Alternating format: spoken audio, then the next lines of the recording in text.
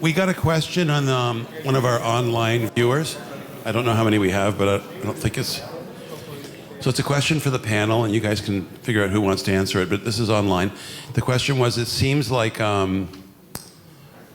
junk food is not disappearing from our diets and our kitchens without the government interference.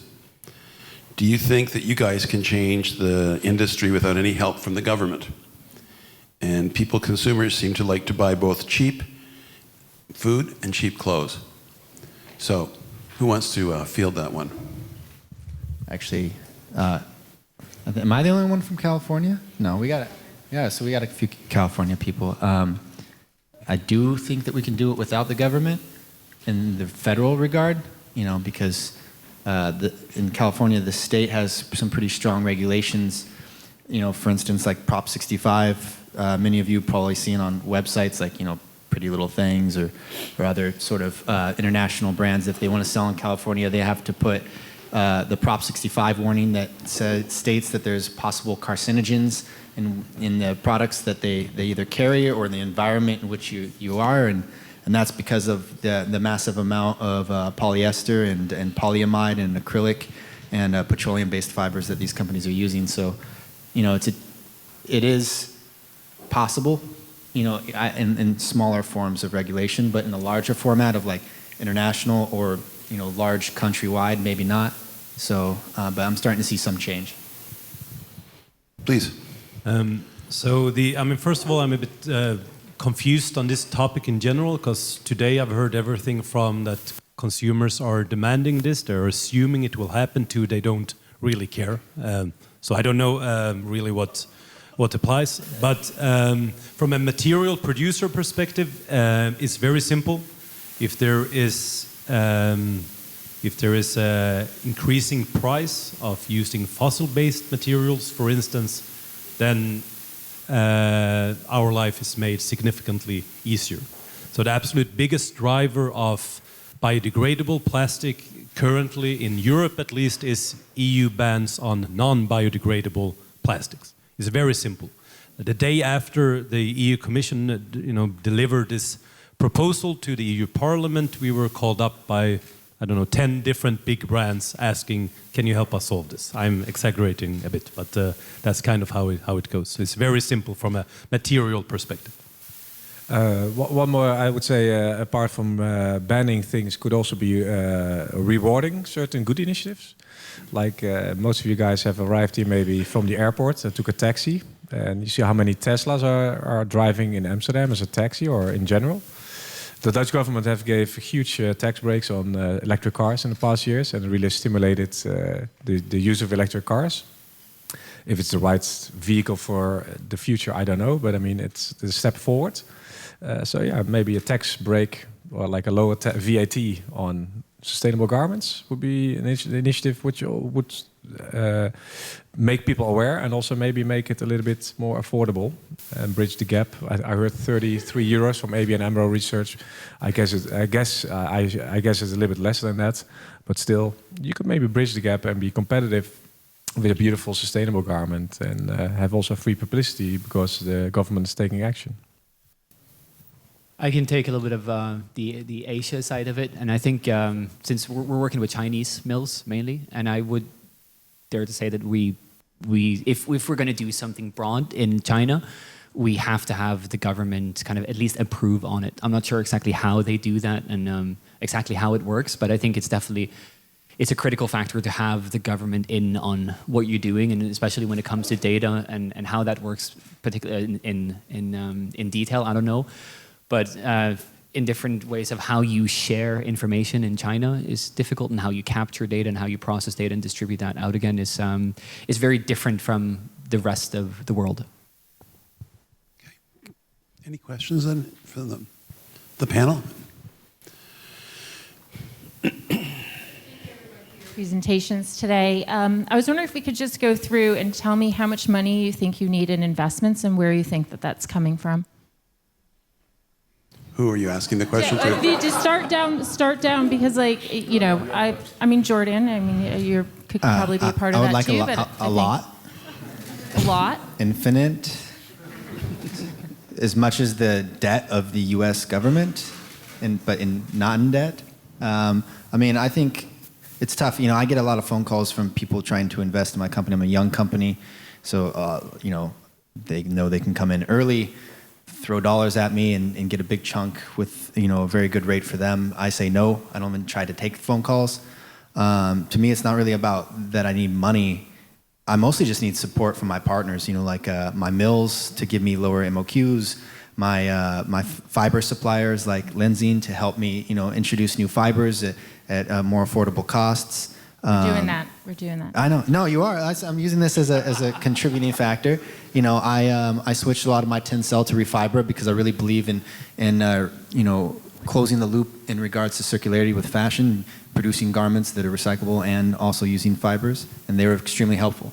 But I like that you ask, because one of the most important things is to just ask for what you want. That's the one thing I always do is, if someone comes up and asks you something, you never know if you don't ask. And so in regards to that, it's nice to have somebody ask me a question. So it's really not just about money, it's more about support and finding those people that are passionate, my consumers, and giving us the chance that maybe our products aren't perfect right now, but we're doing our best and believing in us and continuing to support us as we start to evolve, and that we're constantly trying to see like what we're doing with our reporting our sustainability reports, with our educational formats through our Instagram, and introducing new products to the market. Can we start with Dion and then go down the rest of the way? Well, in fact, we got an investment of 1 million in May, and I can tell you so far we're good. So no, that should for the coming years it should be sufficient for us. So. To make a real good push, I would maybe also need another €1 million investment. But more important probably is I would love to have like a good strategic partner, either in technology or internet sales or data analysis or these kind of things. So somebody who works with us. We are an independent company, which is great. But also would love to have a partner who thinks with us to get from, we are €5 million turnover now, to get us to 20 to the next level and become from like a niche brand to more like a real brand which does some certain volume. So next to money, I would love to have a partner with more expertise actually. And of course, partners like suppliers, they help us. They really do help us. They always believed in us. So that's without that, we would never have been where we are today, to be honest. So and that's amazing. So I'll answer the question up first. We are raising a seed round right now, and that is $2.5 million to get us to like a 2-year runway. How much? $2.5 million. Billion, yeah. Or million? Million, not billion. Oh boy. At least it's not billion. All right. But I think that to say, I think biotechnology is a expensive solution that does require kind of a lot of upfront capital investment. I think we're a company based out of Silicon Valley, where everybody is all about software tech, and the investors don't have the understanding of what's needed in sort of fashion or materials, and so are kind of run away from things that require large kind of upfront capital investment. But that's kind of the way that solution works. I really do love and appreciate that everybody's talking about kind of the partnerships that being even more valuable than the initial investment. And I think one sort of extra layer on top of that, beyond just partnerships, is also just time. The understanding that like Impossible Burger, we feel like it's an overnight phenomenon, but it's actually been around for the last 10 years. And so this kind of stuff really does take patience to develop something really good. We basically built a company just with 2 people and trying to figure out how we can solve this fax machine problem in the denim industry. And so we haven't gotten to the point where we're still exploring just as much as we're actually building the technology and trying to figure out. So I think it's very important for us, before we ask for money, that we have to understand what we're going to use it for and how we can build a sustainable business around it. And I think I definitely agree that, for example, in a place like Hong Kong, there's also there's a lot of money in these places. But I think what we see is that it's really important to get money from the right people and people that can help you. And there's a lot of more value, maybe even in the partnerships and the relationships and people that can support us We still need time. We're still small, and we still also need time to figure out exactly what we're going to do. But to take a specific example that I talked about a little bit earlier with this 3D scanning technology, to go from the 8 hours that we're now kind of playing around with to commercialize, say, for example, maybe down to 7 to 10 minutes to produce and scan a 3D model, I think around a 200 to 250,000 Hong Kong dollars, which would translate to, say, 25,000 euros. Would be able, or like would make it possible for us to build the hardware and the machinery that we need. But that's not basically the main business that we're in, so we're still trying to figure out that part. I mean, currently we don't need anything, but I think the more interesting question is how much we need from start to being self-sustained. And and that is around 2 million euros. And the reason for that very low amount is not only that it's cheaper to run a company in Sweden than in Silicon Valley, I think, but it's also that we're pursuing a licensing model. So we were not planning to do any production at all ourselves. And that means that we can both move quicker, but it also means that we don't need to build anything, which is pretty nice. Thanks for the question. We are looking for money. So we'll take it from anyone here. We have been fortunate that we do have seed funding. The seed funding will get us through our first sales, which are happening now, but we are looking for additional investment for scaling. And just like you were saying, I feel like we have a pretty good business model because we don't require a bunch of upfront capital. We're not building a factory or anything like that. It's just a matter of scaling because we're in a volume business. Petroleum black pigment is the cheapest thing on the planet, and we're able to get it cost competitive, but only at high volume. So that's what we're looking for, is money for scaling. Thanks. Yeah, we are also not looking for investment, but for customers. Yeah, we spent some considerable amount of money throughout the last years, but I would say approximately 500,000 would be enough to develop a new product, completely new concept from the scratch, and to get to the implementation phase. This is approximately. It could be a little bit less if you are very experienced and if you have the right partners already, and could be a little bit more if you are completely new to the industry.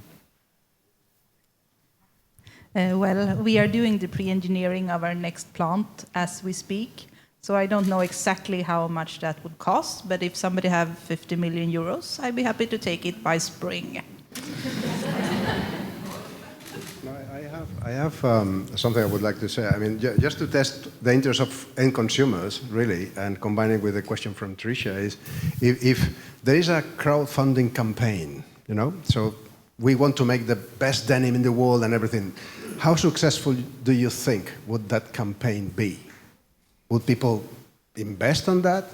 The end consumers, this is directly money from the end consumers. Would they go for that? Yes, definitely. Okay. Because if you have a Kickstarter campaign or something like that, I see that working every time. When they sell jeans, it's sold out immediately. So I think there would be some potential if you want to initiate it. No, I'm provoking. I mean, actually, your answer is provoking a question. Why don't we do it? So, is that you want to know how interested in consumers on making good things? Okay, let's test them. No, but there is definitely a big interest from consumers to do something. I receive mails every day from customers who want to donate jeans or T-shirts or wherever it might be. But when it comes to large industrial investment, it's not enough, of course. Mm. But for smaller things, to do campaign, to do a startup, yes, definitely. Mm-hmm. It's a good way to go. But for large technical investments that are needed to solve the problem, it will not be the answer, I think. Michael? I think it's a really exciting time to be in our industry because of all this activity. And now there are platforms like Fashion for Good that help people onto the first rung of the ladder. But then there's a huge gap to scaling up. If you only look at the industry I'm in, cellulosic fibers, economy of scale on a fiber plant, 400 million. Economy of scale on a pulping plant, 1 billion. So I suppose it's connected to the first question. It's a statement, really. I would like to see that governments actually start taxing garments. And in the UK, we have this tax on plastic shopping bags. I think 10 pence for, or 50 pence for what they call bag for life. And of course, when they brought it in, the sky was falling in, everybody was, and now, you just pay. So can you imagine putting I'm talking GB now, 10p or 10 cents on every garment? There would be a huge fund there that then people could apply for grants, and it would be significant money. And I don't think anybody really will be against taxes on garments. And if it stops people buying them, consuming less, all the better. If I may add something to this, this is being discussed as we speak with the producer responsibility of textiles and garments in the European community. And I think this is the idea, to add a cost to the selling price, and then this extra cost will go to different initiatives within this area. So it's discussed, at least in Sweden, and I know also in the rest of Europe. Don't we pay a tax in America? Every time I buy something, I pay a tax.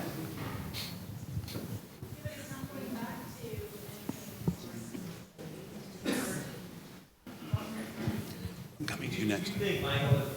If you give money to a company, I buy a pair of jeans, Levi's gets 10 cents. They're going to use that money for good? Well, no, the money would go to a government organization. That Okay, so if I pay a tax, the money goes to the government, let them use it as they see fit. They get the tariff money, they get our 8.5%, 9%, 50% of what I make, let them use it, let them, I don't know, do whatever they want with it. Sorry, I'm French, and we already do this in France for 10 years now, because we have what we call the Eco-TLC organism, which is a company that's accredited by the state, and that use this tax on the brands, only for end consumer brands, okay, not the workwears. So it's 10 years existing.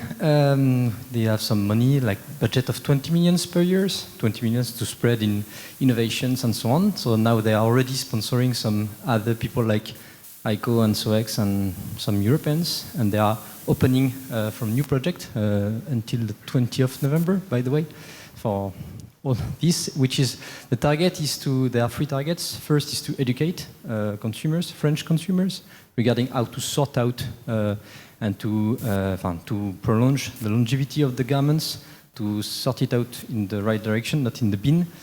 Then the second point, they are also investing in innovation. So like I was telling to you, we just, they sponsorship some mechanical recycling process very lately. And the third point is they are working through collaboration, which is the ultimate point that they fail actually, from my point of view, because it's 10 years we exist. The European people are speaking about this. They should be setting up within 5 or 4 years. I don't know why it's so long, but still it's a failure. And they don't, you don't know them, so that's a failure because you don't know them, and you should be part of the ecosystem. And as French, we believe that we are more or less better than the other ones, so we don't partner with the other ones. So some of them, I know a lot of you here because I'm trying to work on the circular supply chain, but then it brings a lot of questions that the government are not the only one to answer. The consumer is not the only one to answer. The industry is not the only one to answer. But I find it very difficult to get the 3 stakeholders all together in the same direction to invest into this question and this solution. There is many solutions out there. Many people willing to work, but we don't work together. That's the main issue that I still face today. So not only the government has the responsibility, but we all have it in a collective way. Then now we shall act, which is the most difficult way. You had a question? Can we have a mic in the front, please? Can you tell your name and Hi, my name's Faith. I'm from the Fashion Institute of Design and Merchandising in Los Angeles.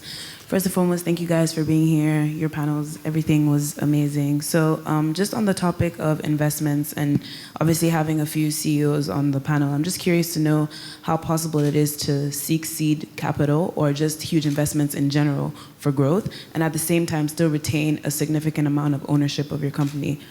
And then another question is like, are investors still requesting ownership percentages, or are there any other terms of negotiation you could share from you guys' experience as CEOs? Or well, thank you for that. So you're asking about valuations, basically. First of all, it's interesting if you compare the two sides of the Atlantic. It's two completely different ball games. When we've been fundraising a bit in the US, what we do then is that we keep the valuation, but we just change the currency from Swedish krona to US dollars, which is worth 10 times more. So, and that is, we have the same kind of conversations.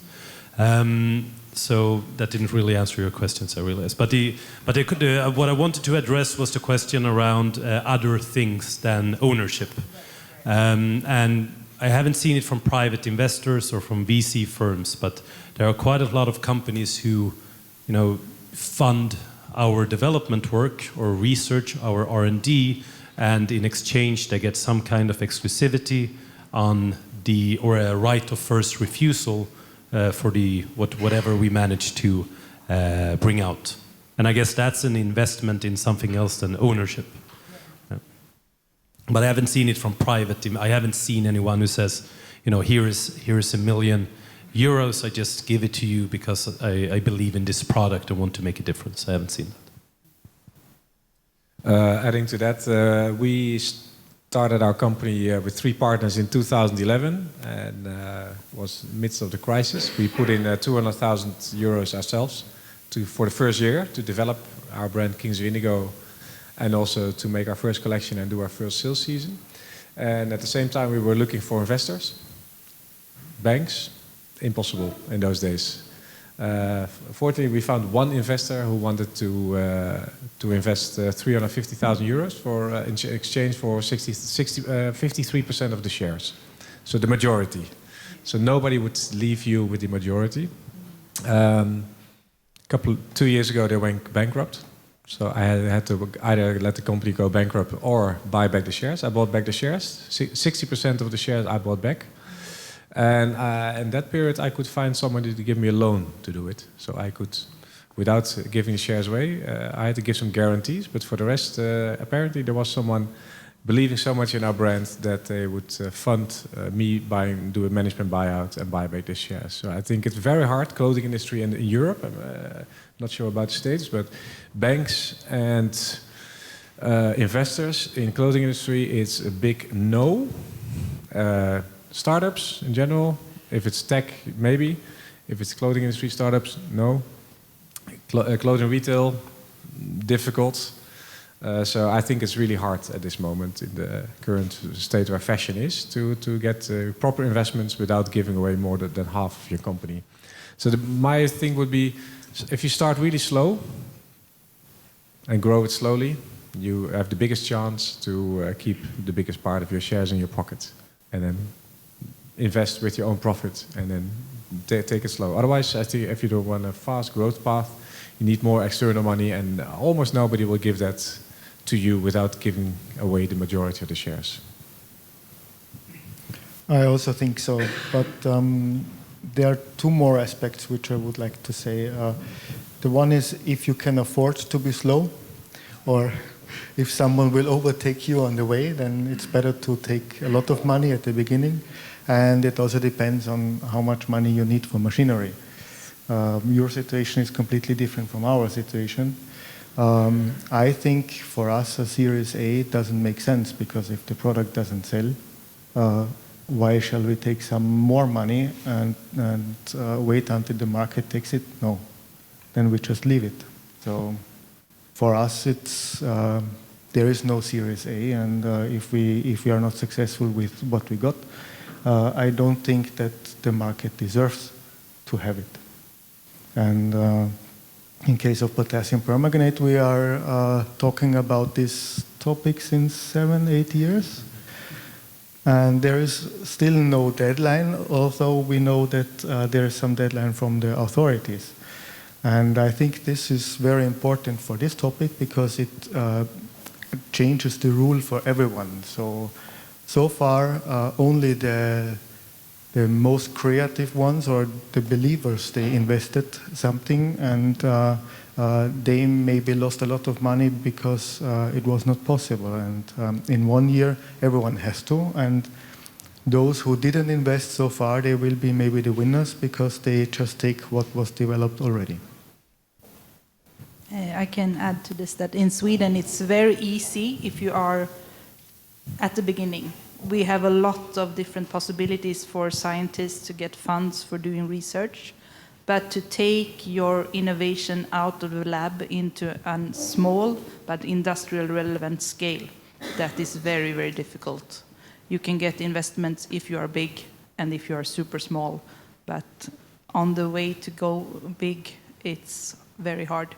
We tried so many ways. In the end, we managed to raise funds enough for the first plant, but yes, it's not been easy. We mostly been relying on private investments from smaller, like angels, who believe in this technology and got a share in the company, but from banks and so on, no. Yeah, banks don't give money unless you've been in business for like at least 3 years. So, I mean, if you create an online business, there's creative ways of doing that, like with American Express. They'll just take a portion of your sales, you transfer their money into their account, then they transfer you the rest, like 30% out, which is sort of like a loan-based atmosphere built off of sales that are already being generated through a credit card processing company. But when you first start off, it's like, I think Tony says it the best way. If you're trying to start an apparel brand, you can start small. Trying to build a factory, you know, especially what Michael said, you're like, you got $1 billion, then go for it. And even then, it's $1 billion that could be wasted, but you have assets in that. These are what you can consider maybe more of an oligarchy. Did I say that right? I haven't used that word since high school. You know, which is, you know, no different than the task that, you know, like Elon Musk went through trying to create Tesla, you know, an electric car company that only made electric cars. He's not the only electric car company, he's just the only company that makes only electric cars. And he had to start from the bottom up, which is very difficult. This is why, you know, you have your ebbs and flows in balance of producing profits, but then investing the money to create more product. Any other questions? This question is actually for you, Andrew. So you've had Transformers, and we always talk about lowering our impacts on the environment. And earlier this year, you talked about how you wanted to have the mills have a social standard. Do you feel like you'd bring some of that information into Transformers or into Catalyst about what we can do on the social side within the industry? I'm not really sure of the question. So we talk all about what we're doing for the environment, but what are we doing for people? Oh, okay. It's easy. The garment factories, it's funny because that's why we did our effort for the denim mills.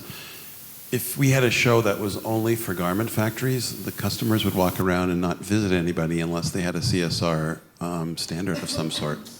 Or they would say to them, we can't buy from you till our company approves you. But when it came to fabrics, they have no such attitude. They've been buying from fabric companies they never heard of if they liked them. They didn't ask about the social compliance, they didn't get into it, and so we started this effort, and we're doing really well. I think that there's 60 companies in Kingpins producing fabric, and I think 7 had standards when we started this process, and now we have like 52 either with a standard or in the process of getting one. And the balance 8, 4 from Japan, where we're really not worried. but they don't want to get a compliance standard, so we have that issue. My friend Mostafis is here. Is he here? Did he leave? But he has a show in Bangladesh, and he's taken on the same. He left? Oh, I see. He has another 70 mils or 60 mils, and he's going to do the same thing. So I think within 6 or 7 months, he'll also have another 40. So I think that on a social compliance standard level, we're all doing, I don't know about your company.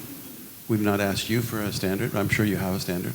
But we're trying our best, and we're trying to be a show that requires some sort of commitment to their stakeholders.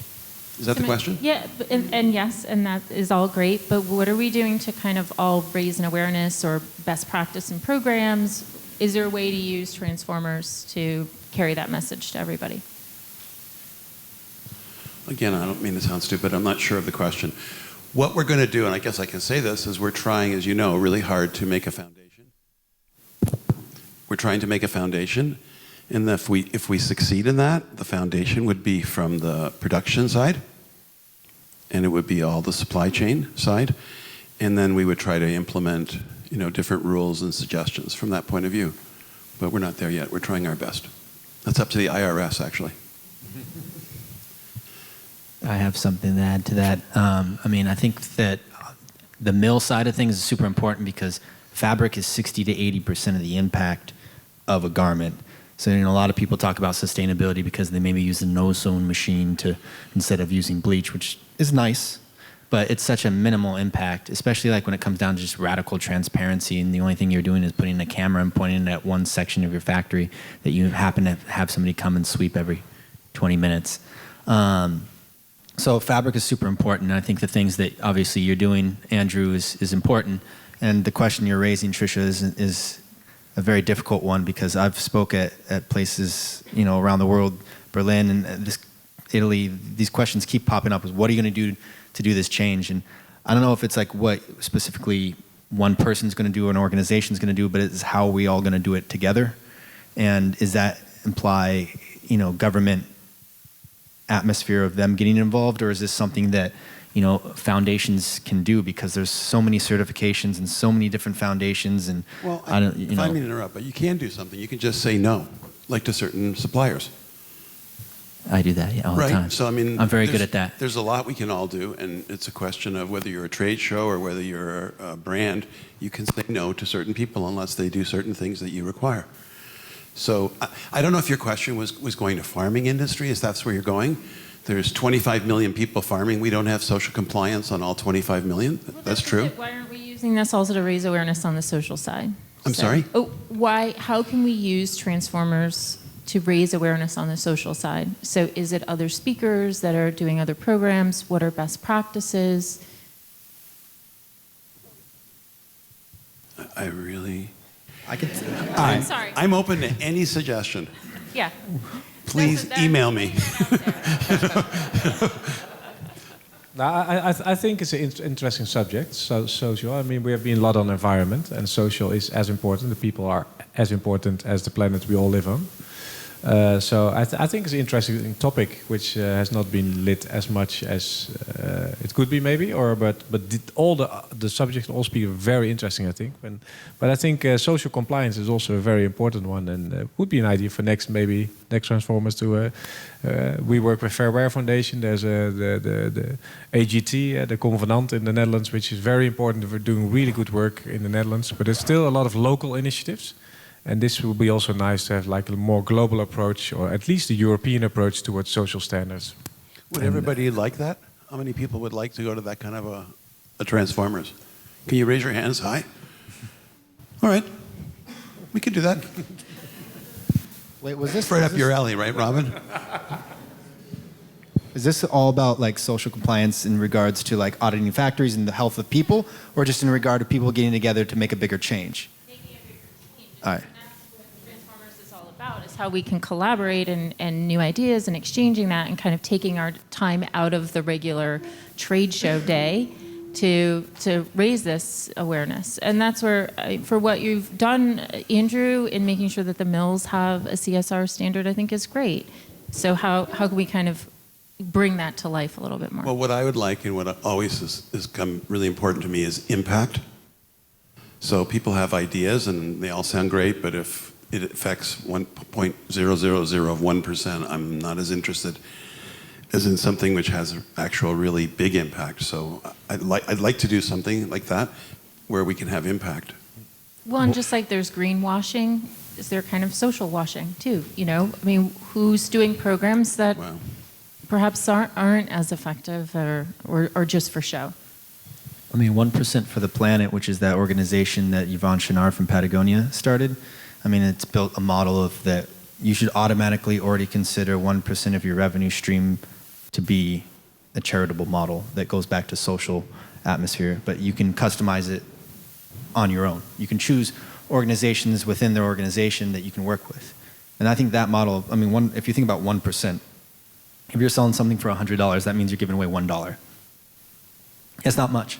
But if you're automatically considering that no different than taxes, you know, when we buy something in California, we get charged 9.75% tax. We expect that tax. And it's no different than a brand, company, mill, factory, whoever should expect that 1% of the revenue stream is going to go to these sort of models, which also goes back to the, you know, what Michael's saying in regards to 10 pence. I don't know what that is. It sounds like monopoly money, but is it, I'm expecting it to translate maybe to 50 cents in US dollars? 22 cents. 22 cents? No, $1.30 today. Yeah, that's like $20 probably in American money. But yeah, I mean, that same model I think works. The Jeans Redesign project from the Ellen MacArthur Foundation came out earlier this year, and that was, you know, not even technically a textile-based company that got together to put together a standard and then got people to sign up for that standard to produce a certain amount of jeans. And I mean, in that regard, that didn't require any sort of organization, and maybe that's something that can be looked upon within the organization of Kingpins. They actually joined Kingpins. Well, there you go. They called us and they asked to join, and they'll have a booth at the show. There you go. Yeah, I mean, I know. Which we gave them, by the way. Oh, very nice. You're so generous. We didn't charge. Do you have $1 million to give too? Because I think a few people over here were asking for that too. No. By a show of hands, for the panelists, how many of you are B Corps? What does that mean? Okay, thank you. What is a B Corp? B Corp. What does it mean? Yeah. Okay, Andrew, what's a B Corp mean? I'm not qualified to answer that question in front of an audience of this size. Well, I think you should all Google it, look it up, and then. In short, I can tell you what it is. Dion's qualified. Yeah, we are a B Corp, so we should know what we're talking about. It's in between an NGO and a full profit organization, actually. So you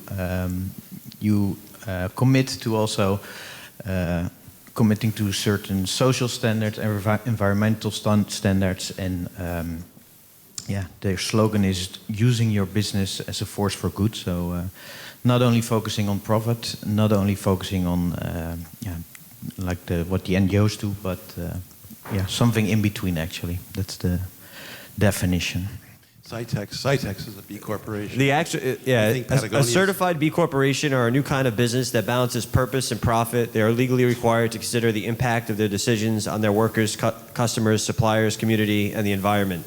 That's a big thing now with all these, you know, eco companies and green companies. How many of you guys are nonprofits? How many of you guys make no profit? I make negative. Sorry, all right, that was off the record. Any other questions? Please. So today we discussed a lot about sustainability in materials and how to produce sustainable stuff. But for me, sustainability is also about transportation. So you have fabric mills, you have production sites, you have warehouses, and you have stores where the product should end to become physical for the consumers. So in what way are you working on solving that problem? So in what way is your solution available at the production site or some other site where we eliminate the waste of transportation? You wear nothing, just dress naked. I can answer. So with me, we try to find suppliers all really close to each other. So for instance, in Turkey, our organic cotton comes from Izmir, and then we spin and dye and weave our fabrics in Turkey. We cut, sew, wash in Turkey, and then we ship directly to our distribution facilities. And then we do the same thing in Thailand too. We work with a facility there, but our cotton comes from farther away. And we do that by measuring our supply chain carbon emissions output. So once again, like we actually look at where everything's coming from. We ask all of our vendors the information on where the supplies are coming from, and then we measure the miles and the output. And then the next step is that we're also trying to use transportation models that reduce their impact. So for instance, using transportation ships that use biofuels that are just byproduct oils from the food industry that have outputs that are way more reduced than traditional petro-based engines. I would like to answer it too. That's actually our scaling plan, is to do micro manufacturing around the globe, because we're using wood waste, and wood grows in many parts of the world. And our business model is not to build factories, it's just to work within existing local economies and manufacturing. So we are planning on scaling through micro manufacturing, basically close to the source of where the pigment will be used. Thanks. I have one question. My name is Lucas from unmakery.com. It's very fascinating what's going on with regards to materials, production, and then going immediately to collection of waste to become new raw material. But it seems that there's a big jump in where we miss the dynamic of the consumers. And there seems to be a lot going on in that area with second-hand markets, platforms, and customization, and so on. I just was wondering what's on your radar right now with regards to that consumer dynamic, and how you as brands or producers can benefit from those new dynamics that we're seeing. Well, in fact, we have the leasing scheme where we actually get garments back from customers that are still in good shape. We offer them online as well, and we sell them again. So that's one part of the scheme. And yeah, like we explained, the rest of the jeans that come in with us and that are no longer usable are processed into new cotton fibers. Indeed, there's a big demand for vintage garments, and that's interesting on how to tackle that, and that's the way how we do it. And I think you have a scheme as well recently. Well, we have several schemes. We have from our seconds, we get back from our customers things with missed buttons. We've had like a fabric flaw. We do every year a competition called Reuse the Blues. And then people can get for free 3 pair of jeans. I do a competition, and people can make their own thing out of it. And we have about 180 contestants per season who make rhinos or dinos or shoes, yoga mats, all kind of different things. Upcycling, which is really nice. And besides that, we make within our collection we make stuff from our old stock. And we do same as you do. We make from old. If we have enough stock of second choice or leftover jeans, we make new yarns out of it, and we upcycle it to new pair of jeans. And on top of that, we also give away every season to Lena's Library, which is like a fashion library in Amsterdam, about 200 garments per season, and then she can just. As a library, use it. I really support that idea. I think it's a great idea to reuse stock which has never been worn. All right.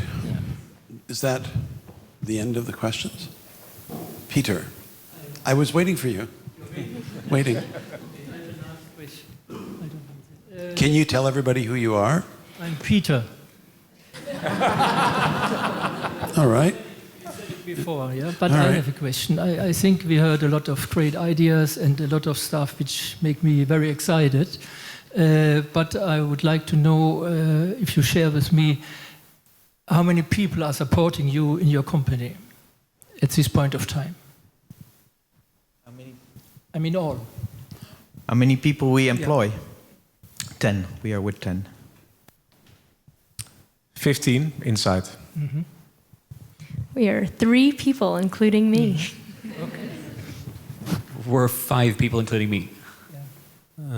Between 6 and 8, depending on how you count. Okay.